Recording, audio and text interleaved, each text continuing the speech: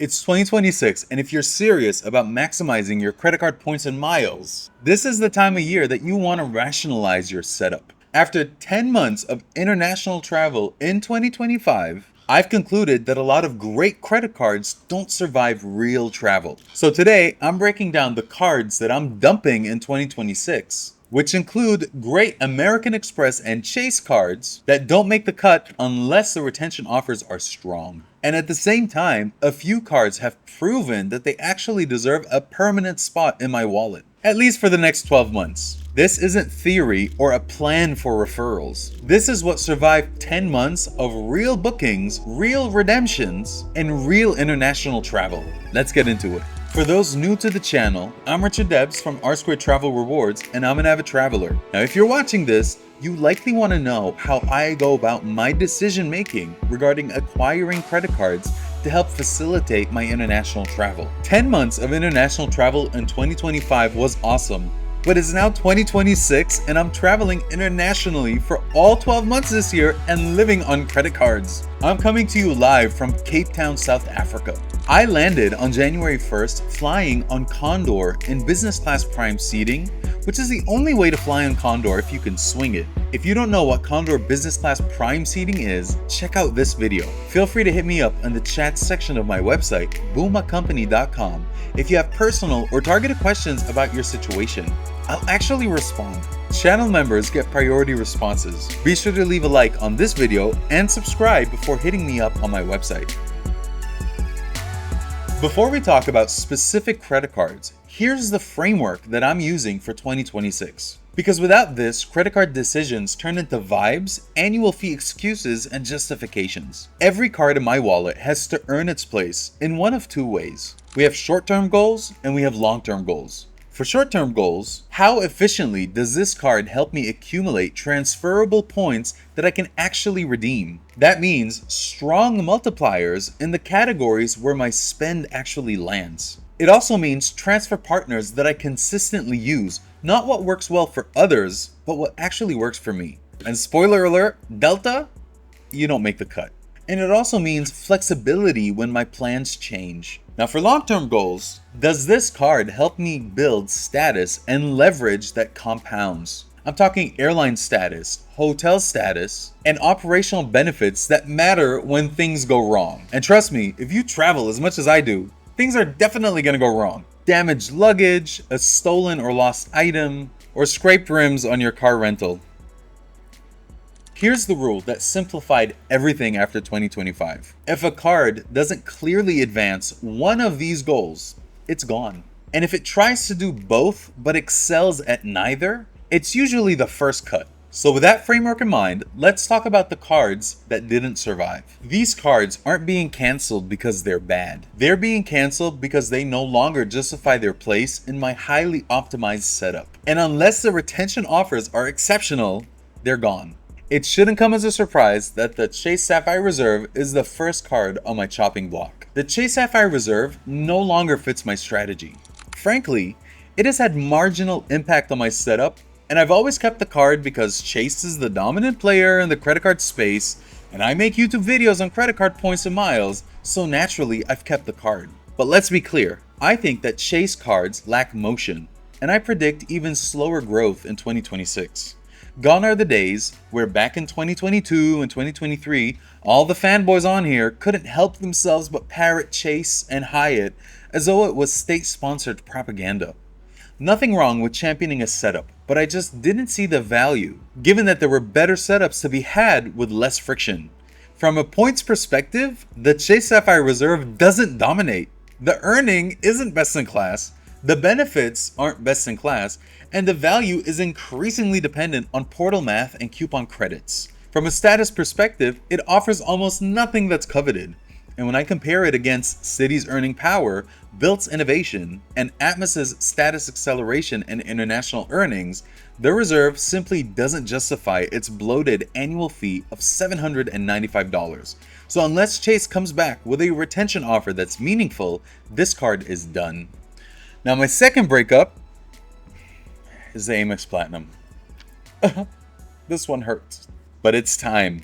The Amex Platinum used to be untouchable, And I never envisioned a world where the Amex Platinum would not be part of my setup. But in 2026, it's stuck in the middle for me. My travel strategy has evolved where I will be residing abroad. Living in Africa affords me travel access to the places that I enjoy most. The US is cool and all, but I need to take advantage of my situation where I earn a US salary and I get to spend it abroad for a significantly elevated lifestyle.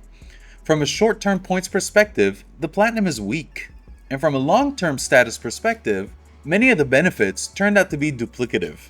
Lounge access, already covered. Hotel status, already covered. If Amex wants to keep this card in my wallet, their retention offer has to offset the annual fee without jumping through hoops or materially improve how the card can be used more as an earner. Otherwise, it's gone. If Amex had kept the Dell credit on the Business Platinum, they would have kept me.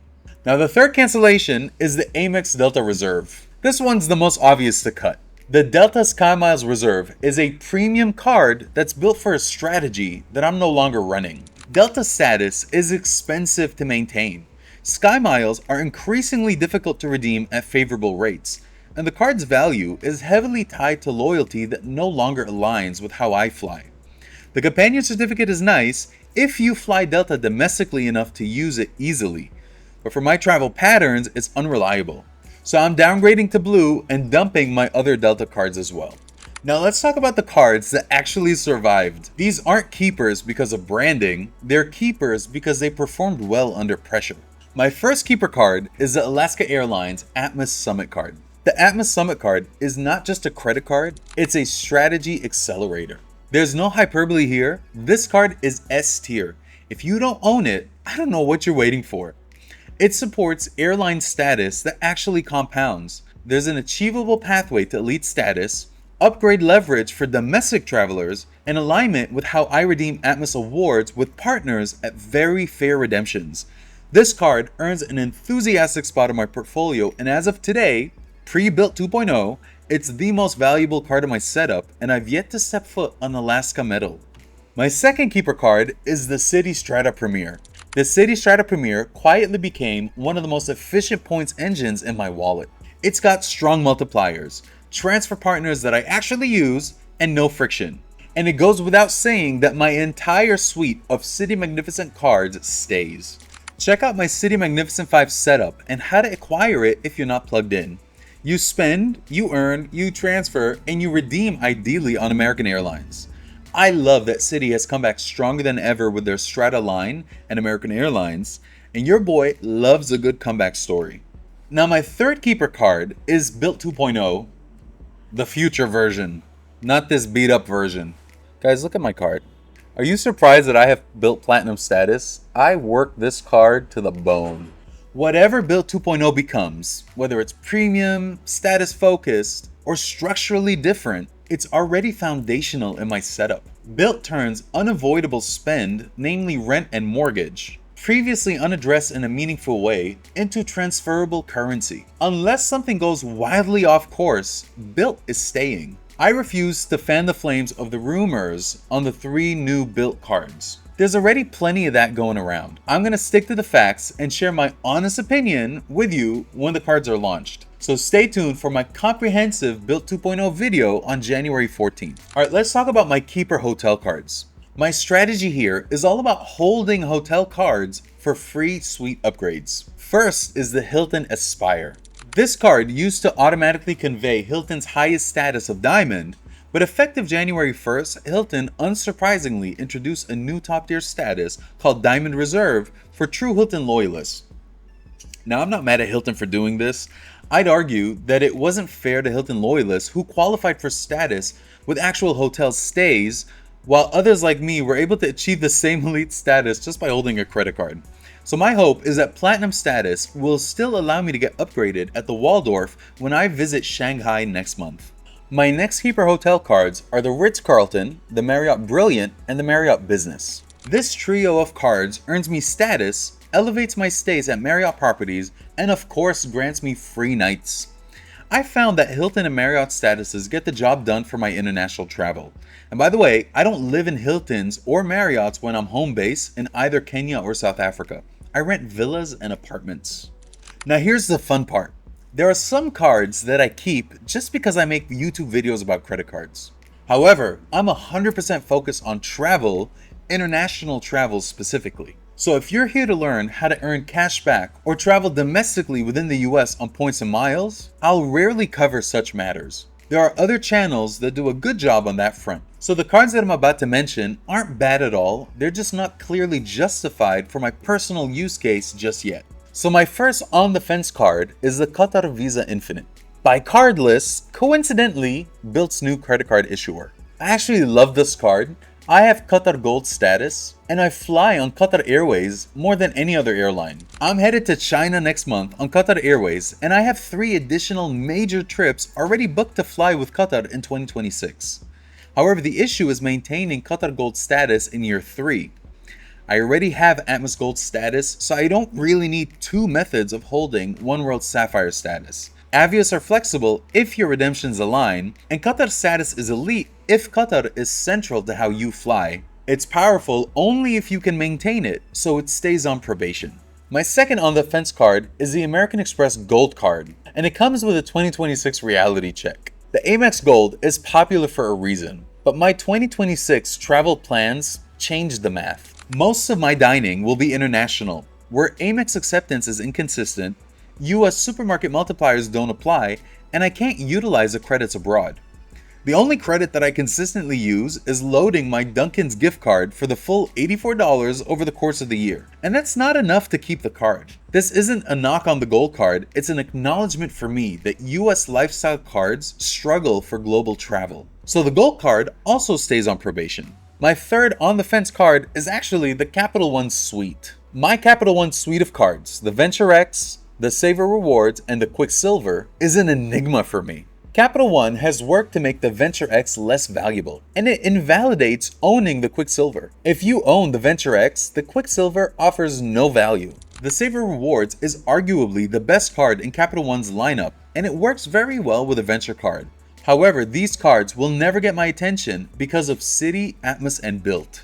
The 2 primary reasons they remain in my setup are that they're some of my oldest cards, which would represent credit score consequences if I were to cancel any of them, and they're all free or effectively free, so I let them roll year after year by putting just enough spend on them to keep them alive and kicking. So here are the cards that I'm exploring next in 2026. First up is Bilt 2.0, the premium card, coming in at a $495 annual fee. We only have rumors on the new Bilt cards, but I know that I'm going to acquire the premium card as my first credit card acquisition in 2026. January 14th can't come soon enough, and I'll be spilling all the tea on the Bilt 2.0 lineup. Ooh, fortune teller. I'm so good at this. I see rewards in your future. I see big changes coming to the Bilt credit card, almost like a Bilt 2.0, mortgages, and much more. My next target card is the Citi Strata Elite. The Citi Strata Elite is a very good card, but it's not good enough to displace the Citi Strata Premier from my Citi Magnificent 5 setup. To be honest, I primarily want it for the 100,000 points sign-up bonus. I will certainly use the 12x on hotels and car rentals, and its 6x Citi nights on dining. And here's a fun fact, given that I'm about 7 hours ahead of the US East Coast time, the Strata Elite will be my 6x Citi brunch card on Saturdays and Sundays. The only reason that I haven't applied as yet is because I don't want anything to hurt my chances of acquiring the Bilt 2.0 premium card. My third target card is a second Amex Hilton Aspire card.